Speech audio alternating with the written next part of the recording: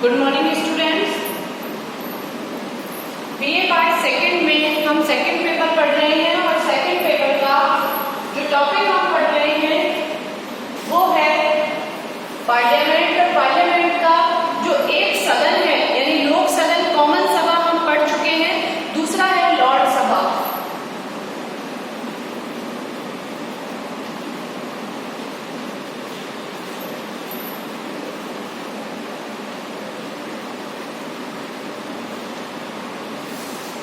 Lord सभा जो है वो इसका दूसरा टॉपिक है। ब्रिटिश पार्लियामेंट में दो सदन होते हैं, पहला लोक सदन, दूसरा लॉर्ड सभा। हमेशा दूसरे सदन की आवश्यकता इसीलिए भी महसूस होती है क्योंकि पहला सदन निरंकुश ना हो जाए, उसके ऊपर नियंत्रक का काम करे, दूसरा सदन संशोधक का काम करे कि अगर कोई गलती हो जाए तो दूसरा सदन जो है वो संशोधन करे, या फिर दूसरा सदन एक बाधक के रूप में कार्य करेगी। अगर सामने वाला जो दल है यानी सदन है, अगर पहला सदन निरंकुश हो रहा है तो एक बाधा के रूप में वो कार्य करेगा द्वितीय सदन। तो इसीलिए द्वितीय सदन की जो आवश्यकता है वो हमेशा से ही रही है और ब्रिटिश पार्लियामेंट के अंतर्गत भी दो सदन बनाए गए हैं, पहला लोक सदन, दूसरा लॉर्ड सभा। तो सबसे पहले कोटेशन लिख लीजिए, नियंत्रक, संशोधक एवं बाधक प्रभाव के रूप में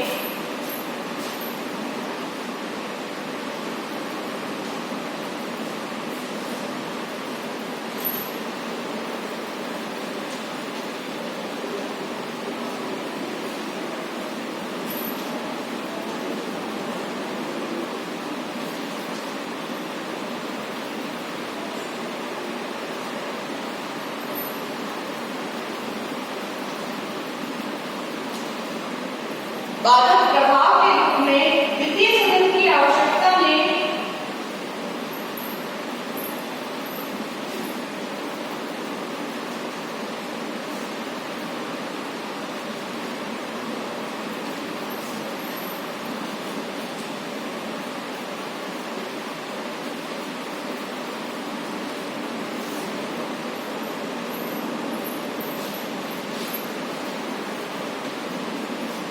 आवश्यकता में प्राय एक सर्वमान्य तथ्य का एक सर्वमान्य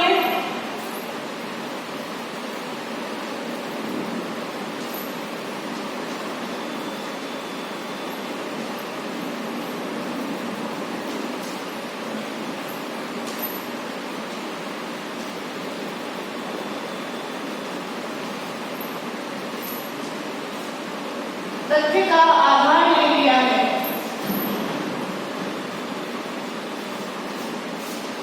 लड़की की एक कोटेशन है कि द्वितीय सदन जो है वो एक सर्वमान्य तथ्य के रूप में नियंत्रक, संशोधक एवं एक बाधक प्रभाव के रूप में कार्य करता है। लॉर्ड सभा की रचना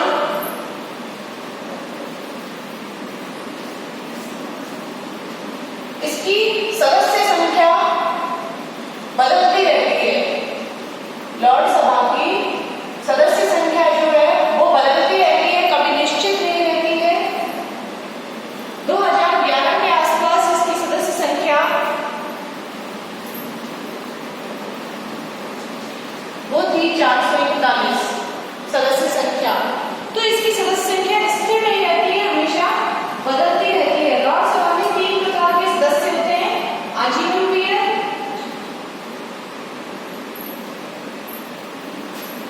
इसमें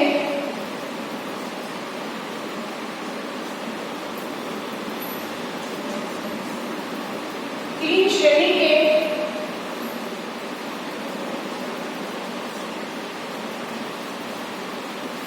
सदस्य होते हैं। पहला है आजीवन पीरियड, दूसरा है आजीवन पीरियड के अलावा दूसरा इसमें है वंशानुगत,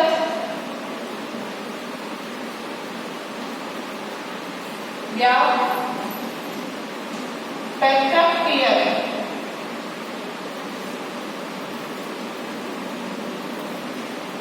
और तीसरा है आध्यात्मिक पीरियड।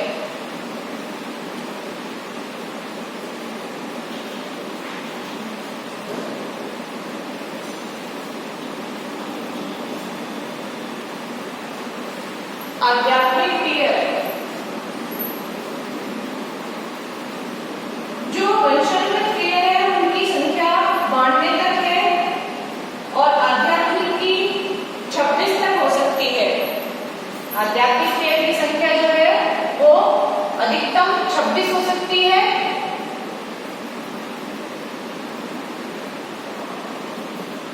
और वंशानुगत इनकी होती है 92 अधिकतम।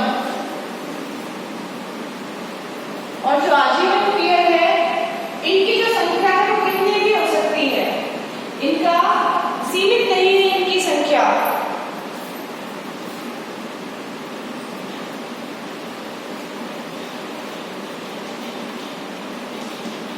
इनकी संख्या सीमित नहीं है आजीवन पीरियड की। तो इस प्रकार से जो सदस्यों की संख्या है वो बदलती रहती है।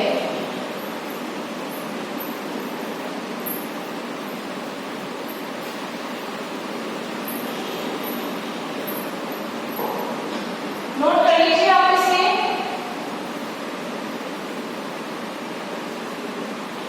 इसके बाद में है लॉर्ड सभा के पदाधिकारी।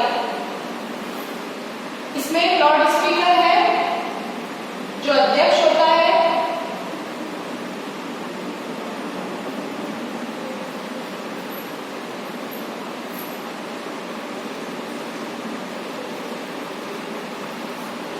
जो पदाधिकारी है लॉर्ड सभा के उसमें एक अध्यक्ष होता है जिसे एक उपाध्यक्ष भी होता है।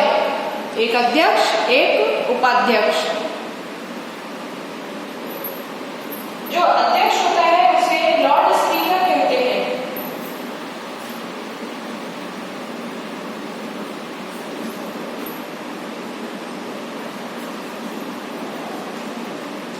स्पीकर एक उपाध्यक्ष होता है। इसमें एक उपाध्यक्ष भी होता है। राजा की ओर से कुछ पीरियडों की नियुक्ति भी होती है।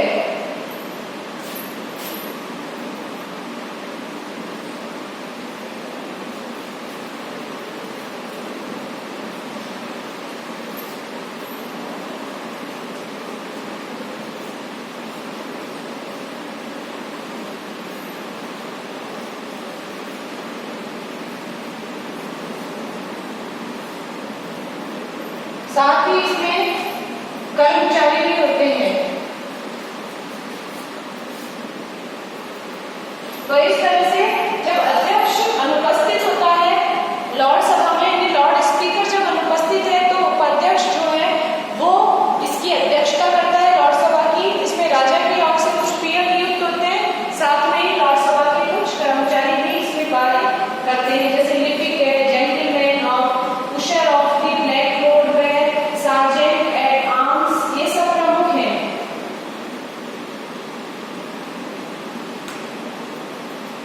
नोट कर लीजिए आप इसे। इसके बाद में है इनका वेतन, लॉर्ड सभा के सदस्यों का वेतन।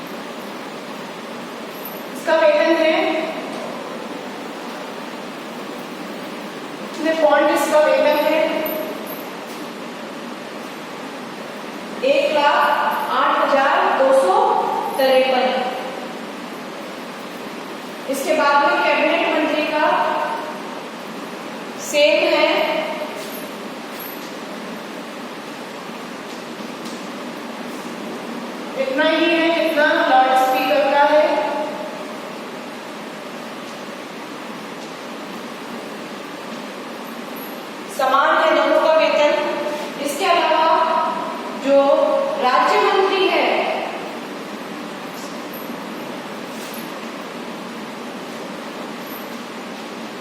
राज्य मंत्री का है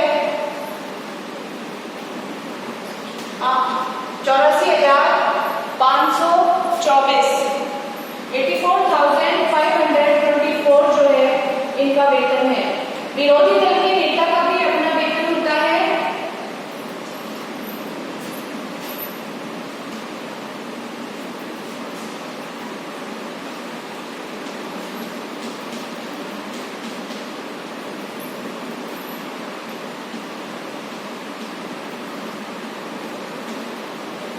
ये विरोधी दल के नेता का वेतन होता है।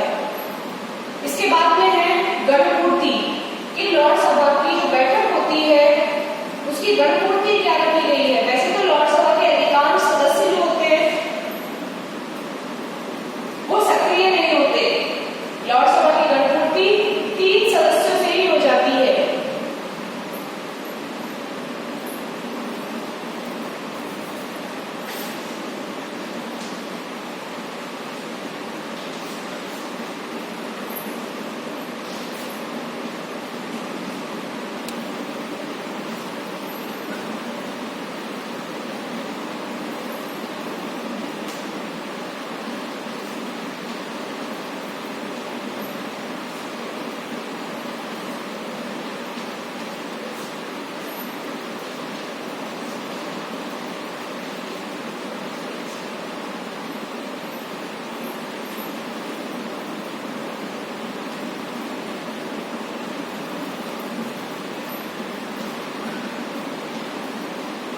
लॉर्ड सभा की गणपूर्ति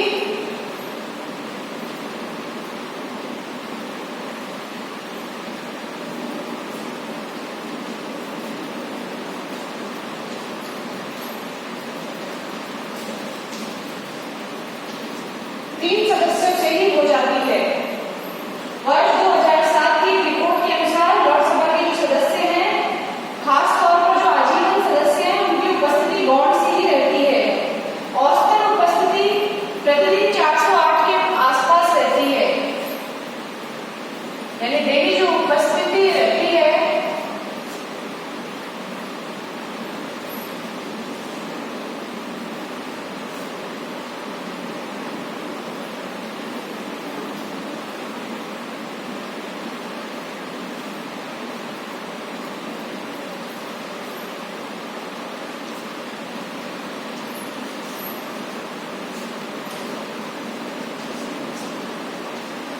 चार सौ आठ के करीब इनकी उपस्थिति रहती है।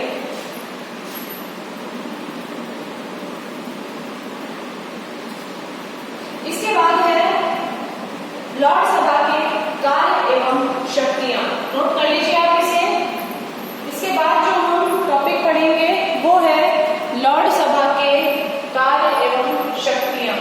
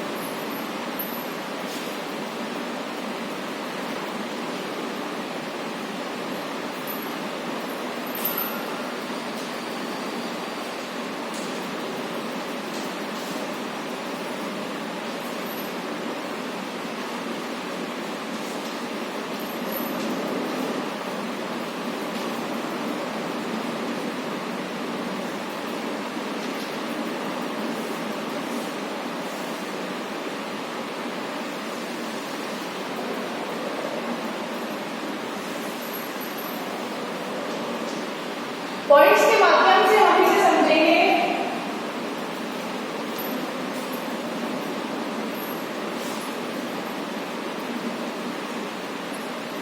पांच तरह की शक्तियां जो है लॉर्ड सभा को प्राप्त है। पहला है परामर्श संबंधी काम,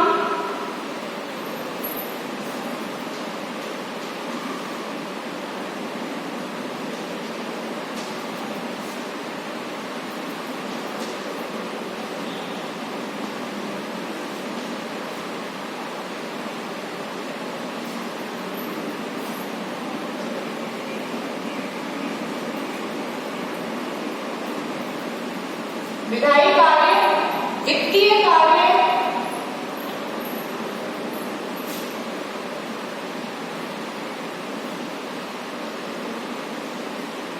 कार्यकारी कार्य,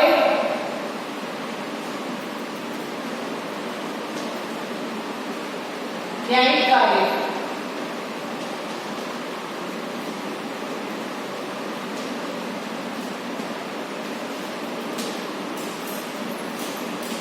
तो ये 5 तरह की जो शक्तियां हैं वो दी गई है लॉर्ड सभा के सदस्यों को।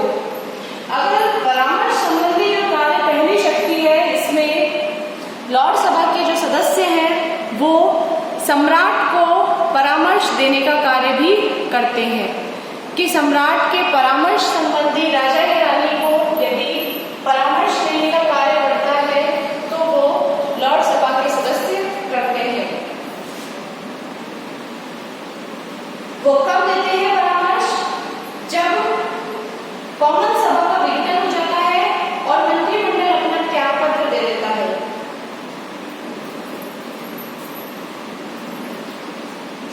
यदि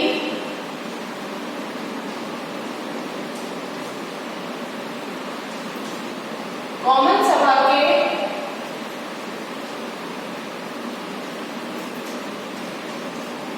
विघटन होने पर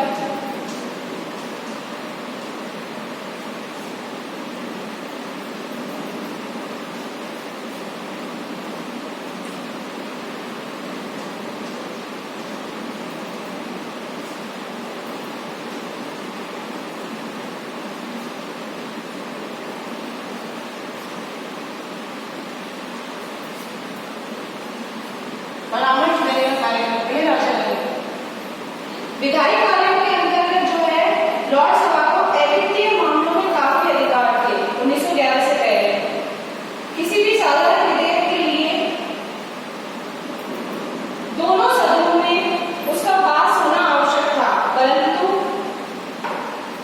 1911 तथा 1949 के अधिनियमों में जो परिवर्तन कर दिया और लॉर्ड सभा साधारण विधेयक को केवल 2 वर्ष के लिए विलंबित कर सकेगी। इसका अर्थ है कि यदि कोई साधारण विधेयक कॉमन सभा द्वारा 3 लगातार अधिवेशनों में पास हो जाए, यदि उसे फिर इस अधिवेशन में अस्वीकार कर दे तो यह प्रस्ताव तीसरी बार उच्च सदन द्वारा अस्वीकृत हो जाने पर सम्राट के समक्ष उपस्थित किया जाएगी और सम्राट की स्वीकृति प्राप्त होने पर अधिनियम का रूप धारण कर लेगा। इसी प्रकार से 1949 का जो अधिनियम था उसमें भी कहा गया कि लॉर्ड सभा यदि अस्वीकार कर दे किसी विधेयक को, परंतु यदि विधेयक कॉमन सभा द्वारा 2 अधिवेशनों में पास हो गया तो उसे पास ही समझा जाएगा। यदि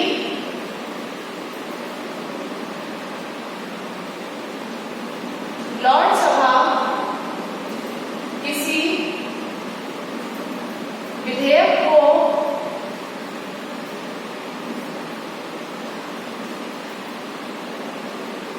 अस्वीकार कर दे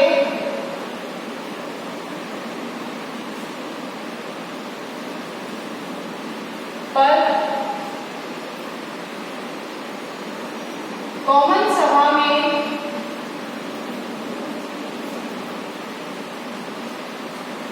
दो अधिवेशनों में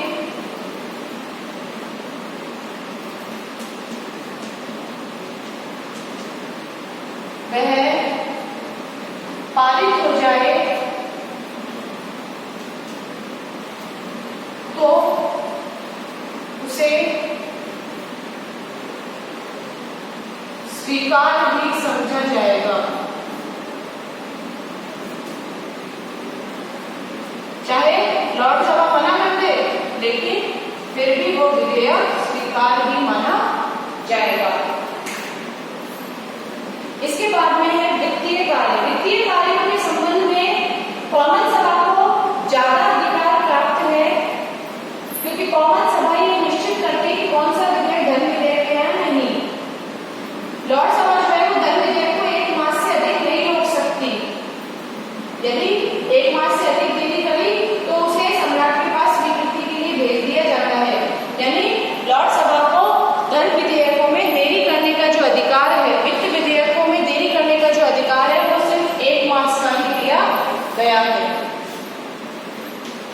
लोकसभा किसी भी धन विधेयक को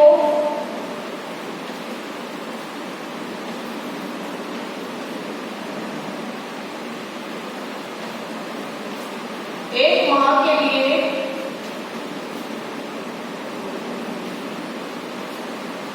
रोक सकती है,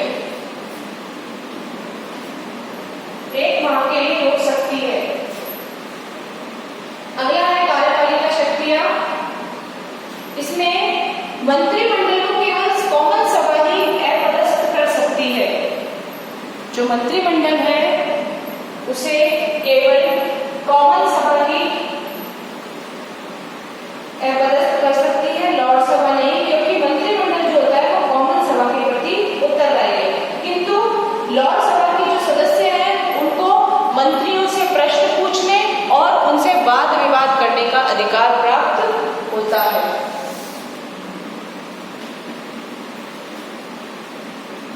लोकसभा के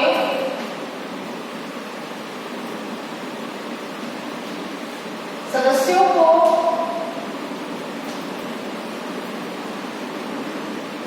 मंत्रियों से प्रश्न पूछने व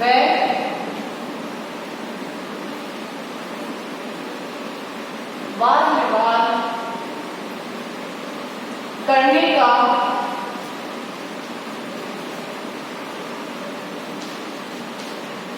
अधिकार प्राप्त होता है। इस प्रकार से कार्यपालिका यानी कार्यकारी शक्तियों में लोकसभा को अधिकार है कि वो मंत्रिमंडल से प्रश्न पूछ ले या फिर उनसे वाद विवाद भी कर सकती है। लास्ट है इसमें न्यायिक शक्तियां। न्यायिक शक्तियों को लेकर लोकसभा जो है उसको कॉमन सभा की तुलना में ज्यादा महत्वपूर्ण शक्तियां प्राप्त है, क्योंकि लोकसभा के जो कुछ क्रिया होते हैं वो राजा के द्वारा भी नियुक्त किए जाते हैं।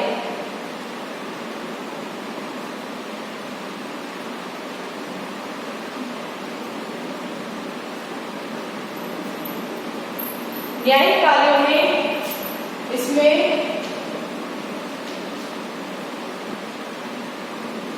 लोकसभा को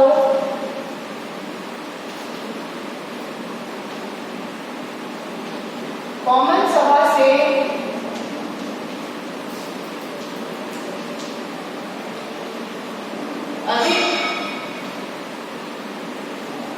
अधिक शक्तियां प्राप्त है।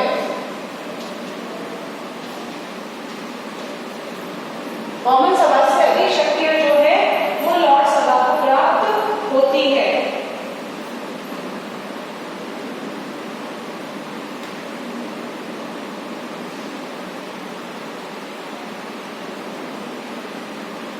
लोकसभा को अब तक प्राप्त समस्त न्यायिक अधिकार सर्वोच्च न्यायालय को प्राप्त हो गए हैं। लॉर्ड चांसलर जो है वो 2009 तक 1 अक्टूबर 2009 तक अपीलीय न्यायालय के रूप में कार्य करता था। लॉर्ड चांसलर 2009 तक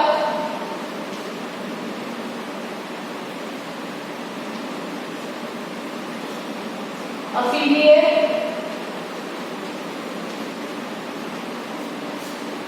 न्यायालय के रूप में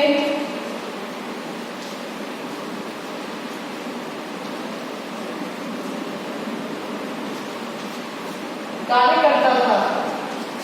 उसके बाद सारे अधिकार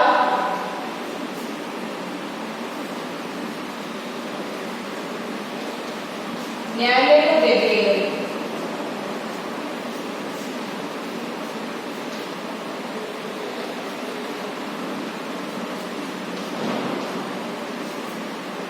इस प्रकार से न्यायिक क्षेत्र में भी लोकसभा को महत्वपूर्ण अधिकार प्राप्त है।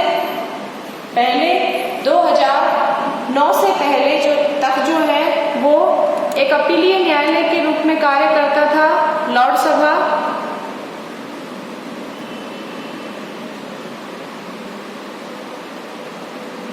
लेकिन उसके बाद में सारे अधिकार जो है वो सर्वोच्च न्यायालय को प्रदान कर दिए गए। तो ये लॉर्ड सभा की कार्य एवं शक्तियां हैं। लॉर्ड सभा जो है उसके 5 तरह के कार्य हैं।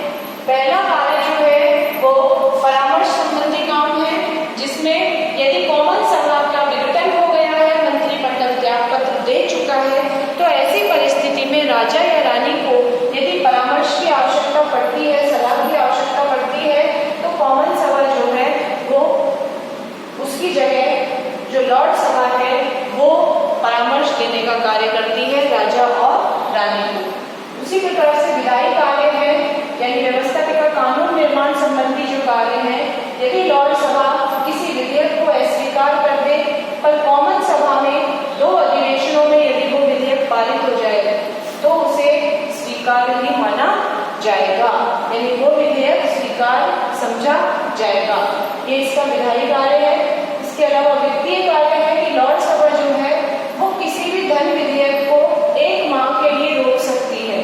लॉर्ड सभा को वित्तीय क्षेत्र में इतनी ज्यादा शक्तियां प्राप्त नहीं है, क्योंकि लॉर्ड सभा से ज्यादा शक्तियां कॉमन सभा को प्राप्त है वित्तीय क्षेत्र में, और वित्त मंत्री जो है वो कॉमन सभा में होता है। इसीलिए सारे कोई भी विधेयक जो है वो वित्त विधेयक है या नहीं, ये बात भी जो डिसाइड करती है वो कॉमन सभा ही करती है। इसके बाद में लॉर्ड सभा को सिर्फ ये अधिकार है कि जब उसके पास कॉमन सभा में से पारित होकर के वित्त विधेयक आता है तो वह उसे 1 माह के लिए रोक सकती है। 1 माह के लिए वो वित्त विधेयक को सिर्फ रोक सकती है, इसके अलावा उसके पास वित्तीय क्षेत्र में कोई शक्तियां नहीं है। अगला है कार्यपालिका यानी कार्यकारी शक्तियां, जिसके अंतर्गत लॉर्ड सभा जो है वो कॉमन सभा के यानी मंत्रिमंडल के जो मंत्री हैं उनसे प्रश्न पूछ सकती है और उनसे वाद विवाद भी कर सकती है किसी भी विषय पर। ये उसको अधिकार प्राप्त होते हैं। इसके अलावा न्यायिक कार्य जो है यानी न्यायपालिका से संबंधित, न्याय से संबंधित जो कार्य है लॉर्ड सभा के, उसमें उसे महत्वपूर्ण शक्तियां प्राप्त थी, क्योंकि 2009 तक जो लॉर्ड सभा है वो एक तरह से अपीलीय न्यायालय के रूप में ही कार्य करती थी। किंतु उसके बाद जो है अक्टूबर 2009 के बाद जो सारे अधिकार है वो दे दिए गए न्यायालय को, यानी लॉर्ड सभा को जो न्यायिक क्षेत्र में जो अधिकार प्राप्त है वो कॉमन सभा से ज्यादा और महत्वपूर्ण अधिकार उसे प्राप्त है। तो इस तरह से जो लॉर्ड सभा है उसकी जो शक्तियां हैं वो 5 हैं। परामर्श वाली शक्तियां, विधायी शक्तियां, वित्तीय शक्तियां और कार्यकारी शक्तियां और न्यायिक शक्तियां। नोट कर लीजिए आप इसे। लॉर्ड सभा की कार्य एवं शक्तियां। लॉर्ड सभा को हर क्षेत्र में महत्वपूर्ण अधिकार प्राप्त है। लॉर्ड सभा जो है वो एक दूसरे विपक्ष दल की तरह कार्य कर रही है।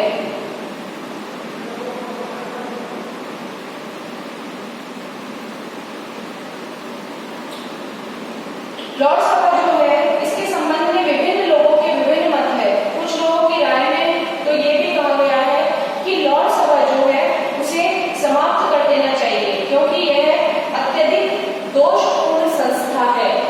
परंतु ऐसे भी लोग हैं जो लॉर्ड सभा को एक उपयोगी संस्था मानते हैं और उसे बनाए रखना चाहते हैं, परंतु ये लोग उसे वर्तमान रूप में नहीं रखना चाहते।